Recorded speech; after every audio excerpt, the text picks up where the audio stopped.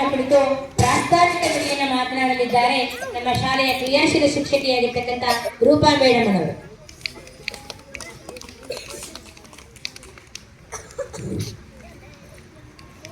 ಎಲ್ಲರಿಗೂ ಕೂಡ ನಮಸ್ಕಾರ. ವೇದಿಕೆ ಮೇಲೆ ಇರ್ತಕ್ಕಂಥ ನಮ್ಮ ಶಾಲೆಯ ಪ್ರಭಾರಿ ಮುಖ್ಯ ಶಿಕ್ಷಕರು, ಸಹ ಶಿಕ್ಷಕರು ಹಾಗೂ ಅತಿಥಿ ಶಿಕ್ಷಕರಿಗೆ ಎಲ್ಲರಿಗೂ ಕೂಡ ನಮಸ್ಕರಿಸುತ್ತಾ ಈ ಒಂದು ಕಾರ್ಯಕ್ರಮವನ್ನು ಪ್ರಾರಂಭಿಸೋಣ. ಈ ದಿನ ಎಲ್ಲರಿಗೂ ಗೊತ್ತಿರೋ ಹಾಗೆ ಪ್ರತಿ ವರ್ಷದಂತೆ ಈ ವರ್ಷನೂ ಕೂಡ ನಾವು ಡಿಸೆಂಬರ್ 22 ಏನು ಒಂದು ಕಾರ್ಯಕ್ರಮ ಆಚರಿಸ್ತೀವಿ ನಾವು. ಯಾವ ಕಾರ್ಯಕ್ರಮ? ರಾಷ್ಟ್ರೀಯ ಗಣಿತ ದಿನ. ರಾಷ್ಟ್ರೀಯ ಗಣಿತ ದಿನ. National maths day. ಯಾರ ಅಂಗವಾಗಿ ನಾವು ಈ ದಿನವನ್ನು ಆಚರಿಸ್ತೀವಿ? ಶ್ರೀನಿವಾಸ ರಾಮಾನುಜನ್. ಶ್ರೀನಿವಾಸ್ ರಾಮಾನುಜನ್ ಅಯ್ಯಂಗಾರ್. ಅವ್ರ ಪೂರ್ಣ ಹೆಸರು ಶ್ರೀನಿವಾಸ್ ರಾಮಾನುಜನ್ ಅಯ್ಯಂಗಾರ್. ಅವರ ಜನ್ಮದಿನ, ಅವರು ಹುಟ್ಟಿದ್ದು ಡಿಸೆಂಬರ್ 22, 1887 ಜನಿಸ್ತಾರೆ. ಅವರು ಹುಟ್ಟಿದ ದಿನವನ್ನ ರಾಷ್ಟ್ರೀಯ ಗಣಿತ ದಿನವಾಗಿ ಈ ರಾಷ್ಟ್ರಾದ್ಯಂತ, ಬರೀ ನಮ್ಮ ಒಂದು ಭಾರತದಲ್ಲ, ರಾಷ್ಟ್ರ ಅಂದ್ರೆ ಎಲ್ಲರಿಗೂ ಸಂಬಂಧಪಡುತ್ತೆ. ಇಡೀ ರಾಷ್ಟ್ರಾದ್ಯಂತ ಇವತ್ತು ಏನ್ ಮಾಡ್ತಾ ಇದ್ದಾರೆ? ಗಣಿತ ದಿನಾಚರಣೆನ ಆಚರಿಸ್ತಾ ಇದ್ದಾರೆ.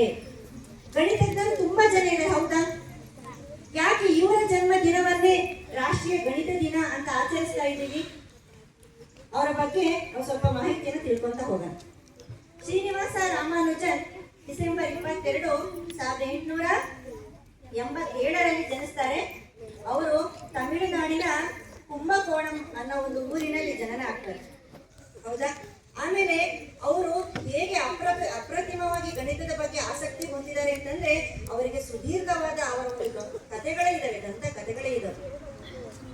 ಹಾಗೆ ಅವರು ಚಿಕ್ಕಂದಲ್ಲಿ ಇರ್ಬೇಕಾದ್ರೆ ಅವರ ತಂದೆ ಹೆಸರು ಕುಪ್ಪುಸ್ವಾಮಿ, ತಾಯಿ ಹೆಸರು ಕೋಮಲ ತಮ್ಮಾಳ ಅಂತ ತಾಯಿ ಹೆಸರು. ಅವರಿಗೆ ಒಂದು ದೇವರ ವರಪ್ರಸಾದ ಅನ್ಬೋದು. ಅವರ ತಂದೆ ಒಂದು ಬಟ್ಟೆ ಅಂಗಡಿನಲ್ಲಿ ಗುಮಾಸ್ತರಾಗಿ ಕೆಲಸ ಮಾಡ್ತಾ ಇದ್ರು. ತಾಯಿ ಗೃಹಿಣಿ, ದೈವ ಭಕ್ತೆ, ದೇವರನ್ನ ಪೂಜಿಸಲು ತುಂಬಾ ದೈವ ಭಕ್ತೆ. ಅವ್ರದ್ದು ಒಂದು ಬ್ರಾಹ್ಮಣ ಕುಟುಂಬ. ಅದರೊಳಗೆ ಈ ಶ್ರೀನಿವಾಸ ರಾಮಾನುಜನ್ ಅವರ ಒಂದು ದೇವರ ವರಪ್ರಸಾದ ಅಂತಾನೆ ಹೇಳ್ಬೋದು. ವರಪ್ರಸಾದದಿಂದ ಹುಟ್ಟಿದಂತಹ ಮಗು. ಅವರು ಚಿಕ್ಕ ವಯಸ್ಸಿನಲ್ಲಿ ಏನು ಚಿಕ್ಕ ವಯಸ್ಸು ಇರುತ್ತಲ್ವ, ಅವಾಗ ಅವರು ಜಾಸ್ತಿ ಮಾತಾಡೋಕ್ಕೆ ಬರ್ತಿರ್ಲಿಲ್ಲ, ಮಾತಾಡ್ತಾನೆ ಇರಲಿಲ್ಲ. ಅವ್ರು ನೋಡೋರೆಲ್ಲ ಹುಡುಗ ಮಾತಾಡೋದಿಲ್ಲ ಬಿಡು, ಮಾತಾಡೋಕೆ ಬರಲ್ಲ ಅಂತ ಅನ್ಕೊಂಡು 6ನೇ ವಯಸ್ಸಿಗೆ ಎಷ್ಟು ಮಾತಾಡಿದ್ರು, ಎಷ್ಟು ಅವ್ರು ಗಣಿತದ ಬಗ್ಗೆ ಹೇಳ್ತಾ ಹೋದ್ರು ಅಂದ್ರೆ ಕೇಳಕ್ಕೆ ಕಿವಿಗಳು ಸಾಲ.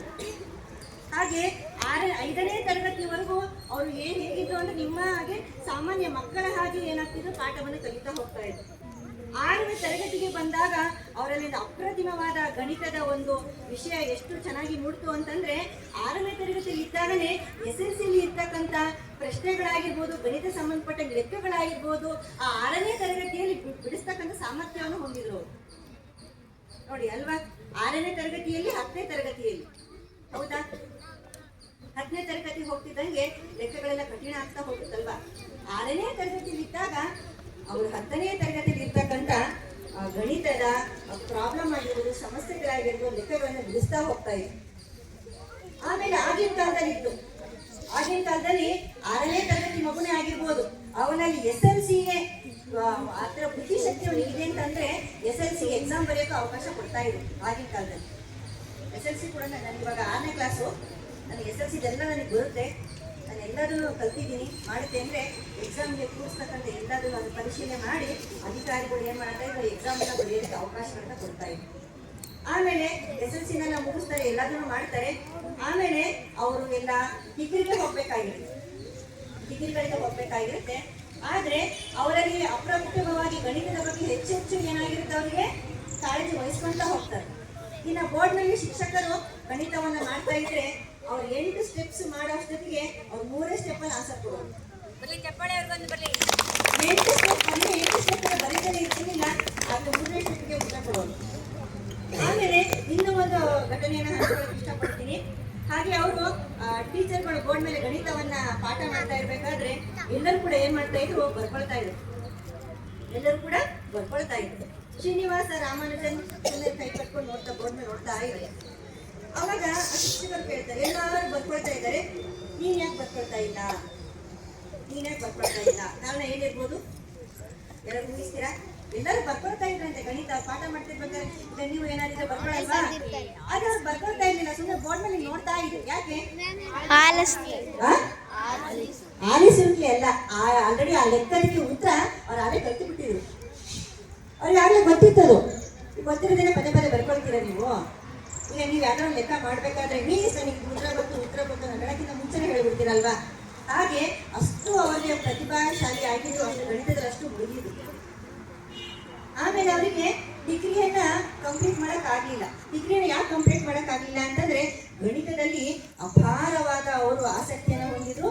ಬೇರೆ ವಿಷಯ ಅಂತಂದ್ರೆ ಅವರಿಗೆ ಅದರೊಳಗೆ ಏನು ಅವ್ರು ಪಾಸು ಆಗ್ತಾ ಇರಲಿಲ್ಲ. ಕನ್ನಡ ಆಗಿರ್ಬೋದು, ಆಮೇಲೆ ಇಂಗ್ಲಿಷ್ ಆಗಿರ್ಬೋದು, ಸಮಾಜ, ಯಾವುದ್ರ ಬಗ್ಗೆ ಆಸಕ್ತಿ ಇರಲಿಲ್ಲ. ಎದ್ರು ಗಣಿತನೇ, ಕೂತ್ರು ಗಣಿತನೇ, ಮಲ್ಕೊಂಡ್ರು ಗಣಿತನೇ, ಯಾವಾಗಲೂ ಗಣಿತ ಗಣಿತ ಗಣಿತ. ಗಣಿತದಲ್ಲಿ ಅವರು ಸುಮಾರು ಸಮೀಕರಣಗಳನ್ನ ಅಥವಾ ಫಾರ್ಮುಲಾಗಳನ್ನ, ಸೂತ್ರಗಳನ್ನ ರಚಿಸ್ತಾ ಇದ್ದಾರೆ. ಸುಮಾರು ಸೂತ್ರಗಳನ್ನು ಲೆಕ್ಕನೇ ಇಲ್ಲ, 10,000 ಗಟ್ಟಲೆ ಅವ್ರು ಸೂತ್ರಗಳನ್ನ ರಚನೆ ಮಾಡಿ ಯಾವಾಗಲೂ ಒಂದು ಬುಕ್ ಇಟ್ಕೊಳ್ಳೋರು. ಬುಕ್ಕಲ್ಲಿ ಏನೇ ಬಂದ್ರು ಸೂತ್ರಗಳನ್ನ ಬರಿತಾ ಹೋಗ್ತಾ ಇದ್ರು. ಆ ಥರವನ್ನ ಮಾಡ್ಕೊಂತ ಹೋಗ್ತಾ ಇದ್ರು. ಆಮೇಲೆ ಅವರಿಗೆ ಎಲ್ಲ ಹೋದ್ರು ಆಮೇಲೆ ನಂತರ ಅವರಿಗೆ ತುಂಬಾ ಒಂದು ಕಡು ಬಡತನದ ಒಂದು ಕುಟುಂಬ, ಬ್ರಾಹ್ಮಣದ ಕುಟುಂಬ. ಈಗ ಏನೇ ಒಂದು ಕೆಲಸ ಬೇಕು ಅಂತಂದ್ರೆ ಡಿಗ್ರಿ ಆಗಿರ್ಬೇಕು. ಇವ್ರಿಗೆ ಡಿಗ್ರಿ ಇಲ್ಲ, ಗಣಿತದ ಜ್ಞಾನ ಇದೆ, ಬರ್ತಿರ್ತಕ್ಕಂಥ ಸೂತ್ರಗಳ ಬುಕ್ ಇದೆ. ಎಲ್ಲ ಹೋದ್ರು ನನಗೆ ಗಣಿತದಲ್ಲಿ ತುಂಬಾ ಪರಿಣಿತ, ನಾನು ಈ ಥರ ಎಲ್ಲ ಸೂತ್ರಗಳೆಲ್ಲ ಬರ್ತಿದ್ರಿ, ನನಗೊಂದು ಕೆಲಸ ಕೊಡಿ ಅಂತೀರಿ. ಕೆಲಸ ಕೊಡಿ ಅಂತಂದ್ರೆ ಕೆಲಸ ಕೊಡ್ತಾರ? ನೀವು ಡಿಗ್ರಿನೇ ಪಾಸ್ ಮಾಡಿಲ್ಲ, ಎಲ್ಲ ಸಬ್ಜೆಕ್ಟ್ ಪಾಸ್ ಆದ್ರೆ ನಾನು ಮುಂದಕ್ಕೆ ಹೋಗೋದು. ಗಣಿತದಲ್ಲಿ ಪಾಸ್ ಆದ್ರೆ ಮುಂದಕ್ಕೆ ಹೋಗ್ಬಿಡ್ತೀರಾ? ಇದು SLC ಎಕ್ಸಾಮ್, ಗಣಿತದಲ್ಲಿ 100 ತೆಗ್ದಿದ್ದೀನಿ, ಬೇರೆದ್ರೆಲ್ಲ 0. SLC ಪಾಸ ನೀವು? ಕೇಳೆ ಅಲ್ವಾ? ಆದ್ರೆ ಅವ್ರು ಏನೇ ಮಾಡಿದ್ರು ಗಣಿತದಲ್ಲಿ ತುಂಬಾ ಒಲವು ಇರ್ತಾ ಇತ್ತು. ಅದ್ಯಾಕೋ ಬೇರೆ ಸಬ್ಜೆಕ್ಟ್ ಬಗ್ಗೆ ಅವ್ರಿಗೆ ಆಸಕ್ತಿನೇ ಇರ್ತಿರ್ಲಿಲ್ಲ. ಏನೇ ಕೊಂಡು ಸುಮ್ಮನೆ ಕೂತ್ಕೊಂಡು ಮನೇಲಿ ಏನ್ ಮಾಡ್ತಾ ಇದ್ರು, ಸೂತ್ರಗಳನ್ನ ಬರಿತಾ ಇದ್ರು. ಸೂತ್ರಗಳನ್ನ ಬುಕ್ಕೇ ಆಗೋಗ್ಬಿಟ್ಟಿತ್ತು ಅವರಿಗೆ. 2 ಬುಕ್ಗಳನ್ನ, ಅವ್ರಿಗೆ ಅದೇ ಆಸ್ತಿ. 2 ಬುಕ್ಗಳು, ಸೂತ್ರಗಳು ಏನ್ ಬರ್ತಿರೋ ಅದೇ ಆಸ್ತಿ. ಒಂದು ಸೂತ್ರವನ್ನ ಬಿಡಿಸಕ್ ಹೋದ್ರೆ ಅದನ್ನು ಇನ್ನೊಂದು 10 ಸೂತ್ರಗಳನ್ನ ಕಂಡುಹಿಡಿಯೋರು, ಸೂತ್ರಗಳೆಲ್ಲ ಬರೆಯೋರು. ಆದ್ರೆ ಅದಕ್ಕೆ ಅವ್ರ ಹತ್ರಕ್ಕೆ ಸೂತ್ರಗಳು ಇರ್ತಿತ್ತು, ಅದಕ್ಕೆ ಪ್ರೂಫ್ ಸೊಲ್ಯೂಷನ್ಗಳು ಅವ್ರಿಗೆ ಅದನ್ನ ಮಾಡಕ್ ಹೋಗ್ತಿರ್ಲಿಲ್ಲ. ಯಾಕೆ ಸೊಲ್ಯೂಷನ್ ಮಾಡಕ್ ಹೋಗ್ತಿರ್ಲಿಲ್ಲ ಅಂತಂದ್ರೆ ಅವ್ರಿಗೆ ಅಷ್ಟು ಟೈಮ್ ಇರಲಿಲ್ಲ. ಅದು ಯಾವ್ದೋ ಒಂದು ಸೂತ್ರಕ್ಕೆ ಇನ್ನೊಂದೇನೋ ಸೊಲ್ಯೂಷನ್ ಮಾಡ್ತೀನಿ ಅನ್ನೋ ಅಷ್ಟು ಇನ್ನೊಂದು 10 ಸೂತ್ರ ಅವರೇ ರೆಡಿ ಮಾಡಿ ಕಲ್ತ್ಬಿಟ್ಟಿರೋರು. ಅದು ಹೇಗೆ ಅವ್ರಿಗೆ ತಲೆಯಲ್ಲಿ ಬರ್ತಿತ್ತು, ಹೇಗೆ ಅಪಾರ ಜ್ಞಾನ ಇರ್ತಿತ್ತು. ತುಂಬಾ ಗಣಿತಜ್ಞರಾಗಿ ತುಂಬಾ ಅಪಾರ ಜ್ಞಾನವನ್ನು ಹೊಂದಿದ್ರು ಅವರು. ಇನ್ನೂ ಸುಮಾರು ವರ್ಷ ಅವ್ರು ಬದುಕಬೇಕಾಗಿತ್ತು. ಆದ್ರೆ ಅವರು ಅವರ 32ನೇ ವಯಸ್ಸಿನಲ್ಲಿ ಏನಾಗ್ಬಿಡ್ತಾರೆ, ಅವ್ರು ತೀರ್ಕೊಂಡ್ಬಿಡ್ತಾರೆ. ಅವ್ರ ಒಂದು ಗಂಭೀರವಾದ ಕಾಯಿಲೆ ಇರುತ್ತೆ. ಆ ಕಾಯಿಲೆಯಿಂದ ಅವ್ರು ಏನ್ ಮಾಡ್ತಾರೆ, ತೀರ್ಕೊಂಡ್ಬಿಡ್ತಾರೆ. ಇನ್ನು ಅವರು ತುಂಬಾ ವರ್ಷ ಬದುಕಿದ್ರೆ ನಮ್ಮ ಒಂದು ಭಾರತಕ್ಕೆ, ನಮ್ಮ ಭಾರತದ ದೇಶಕ್ಕೆ ಎಷ್ಟು ಸೂತ್ರಗಳನ್ನು ಕೊಡ್ತಿದ್ರು, ಎಷ್ಟು ಗಣಿತಕ್ಕೆ ಕೊಡುಗೆಗಳನ್ನ ಕೊಡ್ತಿದ್ರು ಹೇಳಕ್ಕೆ ಅಸಾಧ್ಯ. ಅಂತಹ ಒಬ್ರು ಗಣಿತಜ್ಞರನ್ನ ನಾವು ಇದನ್ನ ನೆನೆಸ್ಕೊಳ್ಬೇಕು. ನಿಜವಾಗ್ಲೂ ಮಾಡಿರ್ತಕ್ಕಂಥ ಸಾಧನೆಯನ್ನ ನಿಜವಾಗ್ಲೂ ನೆನೆಸ್ಕೊಳ್ಬೇಕು. ಪ್ರತಿ ವರ್ಷನೂ ಕೂಡ ಅವರ ದಿನಾಚರಣೆ ಆಚರಿಸ್ತೀವಲ್ವಾ? ಈಗಲೂ ಕೂಡ ಅವ್ರಿಲ್ಲ, ಈ ಒಂದು ಲೋಕದಲ್ಲಿ ಇಲ್ಲ. ಆದ್ರೂ ಕೂಡ ಅವರ ಫೋಟೋ ಇಟ್ಟು ಅವ್ರು ಮಾಡಿರ್ತಕ್ಕಂಥ ಅವ್ರ ಹೆಸರಾಗಿರ್ಬೋದು, ಅವರ ಒಂದು ತಂದೆ ತಾಯಿ ಹೆಸರಾಗಿರ್ಬೋದು, ಜೀವನದ ಚರಿತ್ರೆ ಆಗಿರ್ಬೋದು, ಅವ್ರು ಮಾಡಿರ್ತಕ್ಕಂಥ ಸಾಧನೆಯನ್ನ ನಾವು ಈಗಲೂ ಕೂಡ ನಾವೇನ್ ಮಾಡ್ತೀವಿ, ತರಗತಿಯಲ್ಲಿ, ಶಾಲೆಗಳಲ್ಲಿ, ಕಾಲೇಜುಗಳಲ್ಲಿ ಎಲ್ಲ ಕಡೆನೂ ಒಂದು ದಿನ ತುಂಬಾ ವಿಜೃಂಭಣೆಯಾಗಿ ಆಚರಣೆ ಮಾಡ್ತಾರೆ. ಹೈಸ್ಕೂಲಲ್ಲೂ ಮಾಡ್ತಾರೆ, ಕಾಲೇಜ್ಗಳಲ್ಲೂ ಕೂಡ ಏನ್ ಮಾಡ್ತಾರೆ, ಆಚರಣೆ ಮಾಡ್ತಾ ಹೋಗ್ತಾರೆ. ಆಮೇಲೆ ಒಂದ್ ದಿವಸ ಏನ್ ಮಾಡ್ತಾರೆ, ಇವರು ಬೇರೆ ಕಡೆಗೆ, ಬೇರೆ ದೇಶದ ಕಡೆಗೆ, ಇಲ್ಲೇನು ಸಿಗೋದಿಲ್ಲ ಅನ್ಕೊಂಡು ಬೇರೆ ದೇಶಗಳಿಗೆ ಹೋಗ್ತಾರೆ. ಬೇರೆ ದೇಶಗಳಲ್ಲಿ ಅಲ್ಲಿ ಹೋದಾಗ ಏನ್ ಮಾಡ್ತಾರೆ, ಅವ್ರು ಹೇಳೋದು ಒಂದೇ, ನಂಗೆ ಏನೋ ಒಂದು ಕೆಲಸ ಕೊಡಿ, ಒಂದು ಹೊತ್ತಿನ ಊಟಕ್ಕೆ ಆಗುವಂತ ಒಂದು ಕೆಲಸವನ್ನ ಕೊಡಿ. ಆದರೆ ಅಲ್ಲಿರೋ ಏನ್ ಮಾಡ್ತಾರೆ, ಇಲ್ಲಿ ಡಿಗ್ರಿ ಇರ್ತಿರ್ಲಿಲ್ಲಲ್ಲ, 2 ಬುಕ್ ಇಟ್ಕೊಂಡ್ಬಂದು ಸೂತ್ರಗಳು ಅಂತ ಅಂದಾಗ ಕೊಡ್ತಾ ಇದ್ರು, ಯಾರು ಕೊಡ್ತಾ ಇರ್ಲಿಲ್ಲ. ಯಾರೊಬ್ರು ಬರ್ತಾರೆ, ನನಗೆ ಇಷ್ಟೆಲ್ಲ ಪ್ರತಿಭಾವಂತ ಇದೆ, ನನಗೆ ಇಷ್ಟೆಲ್ಲ ಬುದ್ಧಿ ಇದೆ, ನನ್ ಕೆಲಸ ಕೊಡಿ ಅಂದ್ರೆ ಈ ಕದ ಕೊಡ್ತಾರ, ಕೊಡಪ್ಪ ನಿನ್ ಸರ್ಟಿಫಿಕೇಟ್ ಅಂತ. ಹೌದಾ, ನೀನ್ ಏನ್ ಪಾಸ್ ಮಾಡಿದ್ದೆ ತಾಂಬ ಇದೆ ಅಂತ, ಮಾರ್ಕ್ಸ್ ಕಾರ್ಡ್ ಏನಿದೆ ತಾಂಬ ನಿನ್ ಮಾರ್ಕ್ಸ್ ಕಾರ್ಡ್ ಅಂತ ಹೇಳ್ತಾರಲ್ವಾ? ಆದ್ರೆ ಅವ್ರ ಹತ್ರ ಇರ್ಲಿಲ್ಲ. ಯಾಕಂದ್ರೆ ಗಣಿತದಲ್ಲಿ ಮಾತ್ರ ತುಂಬಾ ಅಪಾರ ಜ್ಞಾನ ಹೊಂದಿದ್ರು, ಉಳಿದ ಸಬ್ಜೆಕ್ಟ್ ಅಲ್ಲಿ ಅವರು ಆಸಕ್ತಿಯನ್ನು ಹೊಂದಿರ್ತಾ ಇದ್ರು. ಈ ತರ ಆಗಿರೋದು. ಆದ್ರೆ ಇವ್ರನ್ನ ಗುರುಸ್ತಕ್ಕಂಥದ್ದು ಹೇಳ್ತಾರಲ್ಲ, ಯಾರನ್ನೋ ಒಬ್ರದ್ದು ಅಡಗಿರ್ತಕ್ಕಂಥ ಸುಪ್ತ ಪ್ರತಿಭೆಯನ್ನ ಹೊರಾಗ್ತಕ್ಕಂಥ ಒಂದು ಗುರುಗಳು ಸಿಕ್ಕೇ ಸಿಗ್ತಾರೆ. ಅವರಲ್ಲಿ ಜ್ಞಾನಕ್ಕೆ ತಕ್ಕ ಪ್ರತಿಫಲ ಕೊಡ್ತಕ್ಕಂಥ ಗುರುಗಳನ್ನು ಸಿಗ್ತಾರೆ. ಆ ಗುರುವಿನ ಹೆಸರೇ ಹಾರಡಿ. ಶ್ರೀನಿವಾಸ ರಾಮಾನುಜನ್ ಅವರ ಗುರು ಯಾರು? ಹಾರಡಿ ಅವರು ಕೂಡ ತುಂಬಾ ಒಳ್ಳೆ ಫೇಮಸ್ ಗಣಿತಜ್ಞರು. ಅವ್ರು ಫಾರಿನ್ಗಳಲ್ಲೆಲ್ಲ ಫೇಮಸ್ ಗಣಿತಜ್ಞರು. ಅವರು ಒಂದ್ಸಲಿ ಈಗ ಕೆಲಸ ಕೇಳಿ ಕೇಳಿ ಕೇಳಿ ಕೇಳಿ ಸಾಕಾಗಿ ಏನ್ ಮಾಡ್ತಾರೆ, ಅವರು ತಿರ್ಗಾ ಮತ್ತೆ ವಾಪಸ್ ಹೋಗ್ಬೇಕಾಗುತ್ತೆ. ಶ್ರೀನಿವಾಸ ರಾಮಾನುಜನ್ ಈಗ ಬೇರೆ ದೇಶಕ್ಕೆ ಹೋಗಿರ್ತಾರೆ, ಸಿಗಲ್ಲ ಅಲ್ಲಿ ಇರಕ್ಕಾಗುತ್ತಾ? ಇರಕ್ಕೆ ಮಾಡಕ್ಕೆ ಬೇಡ್ವಾ? ಊಟ ಮಾಡಕ್ಕೆ ಇರಕ್ಕೆ ಉಳ್ಕೊಳಕ್ಕೆ ಹಣದ ಸಹಾಯ ಬೇಡ್ವಾ? ಅಂದ್ರೆ ಏನ್ ಮಾಡ್ತಾರೆ, ಒಂದ್ ಫ್ರೆಂಡಿಗೆ, ನೋಡಪ್ಪ ಯಾರೇ ಗಣಿತಜ್ಞರು ಬಂದ್ರು ನನ್ನ ಬುಕ್ನ ತೋರಿಸು, ಯಾರು ಕೆಲಸ ಕೊಟ್ಟರೆ ನಾನು ಬರ್ತೀನಿ ಅಂತ ಹೇಳಿ ಬುಕ್ಗಳನ್ನ ಕೊಟ್ಟು ಹೋಗ್ತಾರೆ. ಆ ಬುಕ್ಗಳನ್ನ ಏನಾಗುತ್ತೆ, ಒಳ್ಳೆ ಗಣಿತಜ್ಞರ ಕೈ ಸಿಗುತ್ತೆ, ಹಾಡಿಯನ್ನು ಗುರುತಿಸ್ತಾರೆ. ಎಲ್ಲೇ ಸಭೆ ಸಮಾರಂಭದಲ್ಲಿ ಕುತ್ಕೊಂಡಿದ್ರು ಕೂಡ ಫಸ್ಟ್ ಅವ್ರು ತೋರಿಸ್ತಾ ಇದ್ದಿದ್ದೆ ಶ್ರೀನಿವಾಸ ರಾಮಾನುಜನ್ ಬರ್ತಿದ್ದಲ್ಲ ಸೂತ್ರಗಳು, ಆ ಬುಕ್ಗಳನ್ನ ತೋರಿಸ್ತಾ ಹೋಗ್ತಾ ಇದ್ರು. ಆಮೇಲೆ ಕೊನೆಗೆ ಹಾಡಿಯನ್ನು ಗುರುತಿಸ್ಬಿಟ್ಟು ಅವರಿಗೆ ಒಂದು ಫೆಲೋಶಿಪ್ ಆಗಿ ಅವರಿಗೆ ಒಂದು ಆಯ್ಕೆ ರಾಯಲ್ ಫೆಲೋಶಿಪ್ ಸೊಸೈಟಿಯಲ್ಲಿ ಅವರಿಗೆ ಒಂದು ಕೆಲಸ ಸಿಗುತ್ತೆ. ಅವರಿಗೆ ಕೆಲಸವನ್ನ ಮಾಡಿಕೊಂಡು ಜೀವನ ಸಾಕ್ತಾ ಹೋಗ್ತಾರೆ, ಆ ಥರ ಮಾಡ್ತಾ ಹೋಗ್ತಾರೆ. ಆಮೇಲೆ ಅವರಿಗೆ ಇನ್ನೊಂದು ಆರ್ ಡಿ ಮತ್ತು ರಾಮಾನುಜನ್ ಸಂಖ್ಯೆ ಅಂತ ನಾವು 17, 29 ನಂಬರ್ನ ಕರಿತೀವಿ. ಹೇಗೆ ನಾವು DR ಕರ್ಪೇಕರ್ ಅವರ ಮ್ಯಾಜಿಕ್ ಸಂಖ್ಯೆ ಅಂತ ನಾವು 6ನೇ ತರಗತಿಯಲ್ಲಿ ಕಲ್ತಿದೀವಲ್ವಾ? ಸಂಖ್ಯೆನೇ ಮ್ಯಾಜಿಕ್ ಇದೆ, ಹೌದಾ? ಹೌದಾ ಇಲ್ಲ? ಏನು ಕರ್ಪೇಕರ್ ಅವರ ಮ್ಯಾಜಿಕ್ ಸಂಖ್ಯೆ ಯಾವುದು? 6000 ಹೌದಾ? ಹಾಗೆ ಆರ್ ಡಿ ಮತ್ತೆ ಶ್ರೀನಿವಾಸ ರಾಮಾನುಜನ್ ಅವರ ಒಂದು ಮ್ಯಾಜಿಕ್ ಸಂಖ್ಯೆನೇ ಇದೆ. ಅವರ ಸಂಖ್ಯೆ ಯಾವುದು? 17, 29. ಹೇಳಿ ನೋಡೋಣ. 17, 29. ಅದು ಹೇಗೆ ನಂಬರ್ ಬಂತು ಅಂತಂದ್ರೆ, ಹೀಗೆ ಶ್ರೀನಿವಾಸ ರಾಮಾನುಜನ್ ಅವರಿಗೊಂದು ಶುಗರ್ ಕಾಯ್ದೆ ಇರುತ್ತೆ, 3 ವರ್ಷದಿಂದ ಆಸ್ಪತ್ರೆಗೆ ಸೇರ್ಕೊಂಡ್ಬಿಟ್ಟಿರ್ತಾರೆ. ಅವಾಗ ಆರ್ ಡಿ ಅನ್ನೋರು ಈಗ ಅವ್ರನ್ನ ನೋಡಕ್ಕೆ ಅಂತ ಬರ್ತಾರೆ, ಕಾರ್ನಲ್ಲಿ ಬರ್ಬೇಕಾದ್ರೆ ಸ್ವಲ್ಪ ತಡ ಆಗ್ಬಿಡುತ್ತೆ. ಶ್ರೀನಿವಾಸ ರಾಮಾನುಜನ್ ಅವ್ರಿಗೆ ಹೇಳ್ತಾರೆ, ನಾನು ಬರೋದು ಸ್ವಲ್ಪ ತಡ ಆಯ್ತು, ನಾನು ಕಾರ್ ಹತ್ಬೇಕಾದ್ರೆ ಆ ನಂಬರ್ ನೋಡಿದೆ, ಯಾವ 17, 29 ಅಂತಿತ್ತು, ಅದು ತುಂಬಾ ಡಲ್ ನಂಬರು. ಆ ಡಲ್ ನಂಬರ್ ತಕ್ಕಂಗೆ ಆ ಡ್ರೈವರ್ ಕೂಡ ಡಲ್ ಆಗಿ ನನಗೆ ವಿಷ್ಣು ತಂದ್ರೆ ತುಂಬಾ ಲೇಟ್ ಆಗಿ ಹಾಸ್ಪಿಟಲ್ ಕರ್ಕೊಂಡ್ಬಿಟ್ಟ. ಯಾವ ನಂಬರ್ ಅಂತ ಕೇಳಿದಾಗ ಅವ್ರು ಹೇಳ್ತಾರೆ 17, 29. ಈ ನಂಬರ್ನ ಡಲ್ ನಂಬರ್ ಅಂತ ಇದ್ದೀರಾ ನೀವು, ಈ ನಂಬರಲ್ಲಿ ಮ್ಯಾಜಿಕ್ ಇದೆ, ಅದನ್ನ ಸಂಖ್ಯೆಗಳನ್ನ ನಾವು ಕ್ಯೂಬ್ ಮಾಡಿ ಅದನ್ನು ಕೂಡಿದಾಗ ನನಗೊಂದು ಮ್ಯಾಜಿಕ್ ಸಂಖ್ಯೆ ಬರುತ್ತೆ ಅಂತ ಹೇಳ್ತಾರೆ ಶ್ರೀನಿವಾಸ ರಾಮಾನುಜನ್. ಸುಮ್ಮನೆ ನಂಬರ್ ಹೇಳಿದ್ರೆ ಸಾಕು, ಏನೋ ಒಂದು ಜ್ಞಾನವನ್ನು ಉತ್ಪಾದನೆ ಮಾಡೋರು, ಏನೋ ಒಂದು ಸೂತ್ರ ಹೇಳಿದ್ರೆ ಸಾಕು, ಒಂದು ಸೂತ್ರಕ್ಕೆ 10 ಸೂತ್ರ ಕಂಡುಹಿಡಿಯೋರು, ಇನ್ನೊಂದು ಕಂಡುಹಿಡಿಯೋಕೆ ಇನ್ನೊಂದು ಕಂಡುಹಿಡಿಯೋರು, ಅದು ಮಾಡ್ತಾ ಇದ್ದಿದ್ದು ಒಂದು ಕೆಲಸ ಮಾಡಕ್ಕೆ ಹೋಗಿ ಇನ್ನೊಂದು 10 ಬರೋರು. ಆ ಥರ ಅಪ್ರತಿಮ ಬುದ್ಧಿಶಕ್ತಿಯನ್ನು ಹೊಂದಿರ್ತಕ್ಕಂಥವ್ರು ನಮ್ಮ ಶ್ರೀನಿವಾಸ ರಾಮಾನುಜನ್. ಹೀಗೆ ಹೇಳ್ತಾ ಹೋದ್ರೆ ಇನ್ನು ಸುಮಾರು ಇದ್ದಾವೆ, ಅವ್ರ ಬಗ್ಗೆ ತುಂಬಾ ತಿಳ್ಕೋಬೇಕಾಗಿರೋದು ತುಂಬಾ ಇದ್ದಾವೆ, ಅಷ್ಟು ದಂತಕಥೆಗಳಿದ್ದಾವೆ ಶ್ರೀನಿವಾಸ ರಾಮಾನುಜನ್. ಅವ್ರು ಕೊಟ್ಟಿರ್ತಕ್ಕಂಥ ಕೊಡುಗೆ ಒಂದಿನಲ್ಲ. ಈಗಲೂ ಕೂಡ ಅವ್ರು ಕಂಡುಹಿಡಿದಿರ್ತಕ್ಕಂಥ ಸೂತ್ರಗಳನ್ನ ನಾವು ಈಗಲೂ ಕೂಡ ಕಲಿತಾ ಇದೀವಿ, ಈಗಲೂ ಕೂಡ ನಾವು ಅಪ್ಲೈ ಮಾಡ್ತಾ ಇದ್ದೀವಿ. ಆದ್ರೆ ನಮಗೆ ಕಣ್ಣೆ ಕಾಣಿಸಲ್ಲ ಅಷ್ಟೇ. ಆಮೇಲೆ ಅವರು ಸಾಯೋ ಟೈಮಲ್ಲಿ ಕೇಳ್ರಿ, ಸಾಯೋ ಟೈಮಲ್ಲಿ ನೀವು ಹುಷಾರಿಲ್ಲ ಅಂದ್ರೆ ಸಾಕು, ಹೋಮ್ವರ್ಕ್ ಬರೆಯಲ್ಲ ಅಂತೀರಾ, ಏನು ಮಾಡಲ್ಲ ಅಂತೀರಾ, ಸೋಂಬೇರಿಗಳಾಗ್ತೀರಾ. ಅವ್ರು ಹಾಸಿಗೆ ಮಲಗಿದ್ರು ಕೂಡ ಅಲ್ಲಿ ಒಂದು 1000ದಷ್ಟು ಸೂತ್ರಗಳನ್ನ ರೆಡಿ ಮಾಡಿದ್ರು, 1000ದಷ್ಟು ಸೂತ್ರಗಳನ್ನ ರೆಡಿ ಮಾಡಿದ್ರು. ಅವ್ರೇನೋ ತೀರ್ಕೊಂಡಿತ್ತು, ಆದ್ರೆ ಆ ಸೂತ್ರಕ್ಕೆ ಅವ್ರು ಸತ್ತ ಮೇಲೂ ಕೂಡ ಅದು ಡಿಸ್ಕಷನ್ ಆಗ್ತಿತ್ತು, ಗಣಿತಜ್ಞರ ನಡುವೆ ಏನಾಗ್ತಿತ್ತು, ಡಿಸ್ಕಷನ್ ಆಗ್ತಿತ್ತು. ಮೊದಲಿಗೆ ಒಂದು ಸೂತ್ರವನ್ನ ಬಿಡಿಸೋದಕ್ಕೆ 1 ನಿಮಿಷದಲ್ಲೇ ಬಿಡಿಸೋರು, ಇನ್ನೊಂದು ಸೂತ್ರಗಳನ್ನ ಒಂದು ಗಂಟೆನಲ್ಲಿ, ಇನ್ನೊಂದು 1 ದಿನ, ಇನ್ನೊಂದು ಹಿಂಗೆ ಹೋಗ್ತಾ ಸೂತ್ರಗಳನ್ನ ಬಿಡಿಸಕ್ಕೆ ತಿಂಗಳುಗಟ್ಟಲೆ ಬೇಕಾಗುತ್ತೆ ಅಂದ್ರೆ ಯೋಚನೆ ಮಾಡಿ ಅದನ್ನ ಎಷ್ಟು ಟ್ವಿಸ್ಟ್ ಆಗಿ ಇತ್ತು, ಯಾವ ರೀತಿ ಇತ್ತು ಸೂತ್ರಗಳನ್ನ ಹಾಗೆ ಅಪಾರವಾದ ಗಣಿತಕ್ಕೆ ಕೊಟ್ಟಿದ್ದಾರೆ. ಹಾಗೆ ಇನ್ನೊಂದು ತರಗತಿಯಲ್ಲಿ ಒಬ್ಬ ಟೀಚರ್ ಪಾಠ ಮಾಡ್ತಿರ್ಬೇಕಾದ್ರೆ ಯಾವುದೇ ನಂಬರ್ನ ಅದೇ ಗುಣಿಸಿದ್ರೆ ಬಾಕ್ಸಿದ್ರೆ ಏನ್ ಉತ್ತರ ಬರುತ್ತೆ? ಅದೇ 5 ಹಣ್ಣು 5 ಜನರಿಗೆ ಕೊಟ್ರೆ ಒಬ್ಬೊಬ್ಬರಿಗೆ ಎಷ್ಟು ಸಿಗುತ್ತೆ? ಎಷ್ಟು ಸಿಗುತ್ತೆ? 10 ಹಣ್ಣಿದೆ, 10 ಜನರಿಗೂ ಒಂದೊಂದು ಕೊಟ್ರೆ ಒಬ್ಬೊಬ್ಬರಿಗೆ ಎಷ್ಟು ಸಿಗುತ್ತೆ? ಒಂದೊಂದು ಅಲ್ವಾ? ಹಾಗಾದ್ರೆ ರಾಮಾನುಜನ್ ಒಂದು ಕ್ವಶನ್ ಕೇಳ್ಬಿಟ್ರು, ಹಾಗಾದ್ರೆ 0ಯಿಂದ 0 ಬಾಕ್ಸಿದ್ರೆ 1 ಬರುತ್ತಾ? 0ಯಿಂದ ಬಾಕ್ಸಿದ್ರೆ 1 ಬರುತ್ತಾ? ಏನೋ ಹಣ್ಣಿಲ್ಲ ನನಗೆ, ಏನೋ ಕೊಟ್ಟಿಲ್ಲ, ಹಾಗಾದ್ರೆ 1 ಅಂತ ಲೆಕ್ಕನಾ? ಇಲ್ಲ ಟೀಚರ್. ಟೀಚರ್ಗಳಿಗೆ ಉತ್ತರ ಹೇಳಕ್ ಬರ್ತಿರ್ಲಿಲ್ಲ ಅಂತ ಕ್ವಶನ್ಗಳನ್ನ ರಾಮಾನುಜನ್ ಕೇಳೋರು. ಟೀಚರ್ಗಳ ಪ್ರಶ್ನೆ ಅಂತ ಪ್ರಶ್ನೆಯನ್ನ ತರಗತಿಯಲ್ಲಿ ಕೇಳ್ತಾ ಇದೆ. ಹಾಗೆ ನೀವು ಕೂಡ ನಿಮಗೆ ಹೇಳೋದು ಏನು ಅಂತಂದ್ರೆ, ನೀವು ಕೂಡ ಗಣಿತನೇ ಅಂತಲ್ಲ, ಎಲ್ಲಾ ವಿಷಯದಲ್ಲೂ ಚೆನ್ನಾಗಿ ಕಲೀರಿ. ಚೆನ್ನಾಗಿ ಕಲೀರಿ. ಕಲಿಯೋ ವಯಸ್ಸಲ್ಲಿ ಕಲಿಬೇಕು. ಕಲಿಯೋ ವಯಸ್ಸಲ್ಲಿ ಏನ್ ಮಾಡ್ಬೇಕು ನಾವು? ಕಲಿಬೇಕು. ನೀವು ಚೆನ್ನಾಗಿ ಕಲಿತಿದ್ದೇ ಆಗಲಿ, ನಿಮ್ಮ ಭವಿಷ್ಯ, ನಿಮ್ಮ ಜೀವನ ನಿಮ್ಮನ್ನೆಲ್ಲೋ ಎತ್ತರಕ್ಕೆ ಕರ್ಕೊಂಡು ಹೋಗ್ಬೇಕು. ಹೌದಾ? ಇಲ್ಲೂ ಕೂಡ ಎಲ್ಲ ಚೆನ್ನಾಗಿ ಕಲಿಯೋರಿದ್ದೀರಾ. ಯಾರ್ಯಾರ ಮೈಂಡು ಯಾವಾಗ ಯಾವ್ದಾದ್ರು ಪಾಸಿಟಿವ್ ಆಗಿ ಹೇಳಕ್ಕಾಗಲ್ಲ ಅಲ್ವಾ? 5ನೇ ಕ್ಲಾಸಲ್ಲಿ ಏನೂ ಕಲಿತಲ್ಲ ಇರೋ 6ನೇ ಕ್ಲಾಸಲ್ಲಿ ಚುಕ್ಕಾಗಿರ್ತಾರೆ. ಇವ್ರು ಏನು ಬರಲ್ಲ ಬಿಡಪ್ಪ, ಇವ್ರು ದಡ್ಡ ಅಂತ ಅನ್ಕೊಂಡಿರ್ತೀವಿ. SSLC ನಾವೇ ಫಸ್ಟ್ ರ್ಯಾಂಕ್ ಬಂದಿರ್ತಾರೆ. ಹೌದಾ? ಯಾವ ಜೀವನದಲ್ಲಿ ಯಾರಿಗೆ ಯಾವಾಗದಲ್ಲಿ ಹೆಂಗೆ ತಿರುಗು ಕೊಡುತ್ತೆ ಅಂತ ಹೇಳಕ್ಕಾಗಲ್ಲ.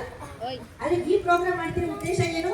ನೀವು ಕೂಡ ಅವರ ವಿಚಾರವನ್ನು ತಿಳ್ಕೊಂಡು ಸ್ಫೂರ್ತಿಯನ್ನು ತಗೊಂಡು ನೀವು ಒಂದು ವಿಜ್ಞಾನಿಗಳಾಗ್ರಿ, ಗಣಿತಜ್ಞರಾಗ್ರಿ, ಸೈಂಟಿಸ್ಟ್ಗಳಾಗ್ರಿ, ಲೆಕ್ಚರರ್ಗಳಾಗ್ರಿ. ಅವಾಗ ನಿಮ್ಮ ಜೀವನ ಏನಾಗುತ್ತೆ? ಎತ್ತರಕ್ಕೆ ಮುಟ್ಟುತ್ತೆ. ಹೌದಾ? ನಮ್ಮ ಕೆಲಸಗಳು ಯಾವಾಗಲೂ ಮಾತಾಡಬೇಕು. ನಾವು ಇನ್ನೊಬ್ಬರ ಬಗ್ಗೆ ಮಾತಾಡ್ಕೊಂಡಿರೋದಲ್ಲ. ನಮ್ಮ ಕೆಲಸ ಏನಾಗಬೇಕು? ಮಾತಾಡೋದಿರ್ಬೇಕು. ಇವತ್ತು ಶ್ರೀನಿವಾಸ್ ರಾಮಾನುಜನ್ ಇದ್ದಾರಾ? ಇಲ್ಲ ನೋಡಿದೀರಾ? ನಾವು ನೋಡಿಲ್ಲ. ಆದ್ರೆ ಅವರ ದಿನವನ್ನು ಇವತ್ತು ಏನ್ ಮಾಡಿದ್ವಿ ಶಾಲೆಗಳಲ್ಲಿ ಆಚರಿಸ್ತಾ ಇದ್ದೀವಿ. ಹೌದಾ? ಅದು ನೋಡಕ್ ಅವರು ಇಲ್ಲ, ಅವರೇ ನೋಡ್ತಾನೂ ಇಲ್ಲ. ಹೌದಾ? ಈ ತರ ನಾವು ಹೆಸರನ್ನ ಮಾಡಬೇಕು. ಈ ತರ ಮಾಡಿಲ್ಲ ಆ ಸನ್ಮಾರ್ಗದಲ್ಲಿ ನಡೀತಕ್ಕಂಥ ಕೆಲಸವನ್ನ ನಾವೇನ್ ಮಾಡ್ಬೇಕು? ಮಾಡ್ತಾ ಹೋಗ್ಬೇಕು. ಹೌದಾ? ಎಲ್ಲಾ ಮಕ್ಕಳು ಕೂಡ ಇವತ್ತು ಸುಮಾರು ಟಿಎಲ್ಎಂಗಳನ್ನ ಮಾಡ್ಕೊಂಡಿದ್ದೀರಾ. ಗಣಿತದ ಹಾಡುಗಳಿಗೆ ಸಜ್ಜಾಗಿ ಬಂದಿದ್ದೀರಾ. ಹಾಗೆ ನೀವೇ ಸ್ವರಚಿತ ಹಾಡುಗಳನ್ನ ಮಾಡಿದ್ದೀರಾ. ಮೋಜಿನ ಗಣಿತವನ್ನ ಇಲ್ಲಿ ಮಾಡಲಿದ್ದೀರಾ. ಏನೇ ಕಾನ್ಸೆಪ್ಟ್ ಚೆನ್ನಾಗಿ ಗೊತ್ತಿರಬೇಕು.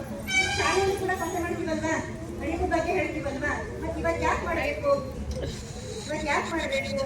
ಇನ್ನು ವಿಶೇಷವಾಗಿ ಇದರ ಕೋರ್ಸಿನ ಕಲಿತೀರೇನೋ, ಇನ್ನೂ ಚೆನ್ನಾಗಿ ಅರ್ಥ ಮಾಡ್ಕೊಳ್ತೀರೇನೋ, ಫುಲ್ ಪರ್ಫೆಕ್ಟ್ ಆಗಿ ತರಗತ ಆಗ್ತೀರೇನೋ.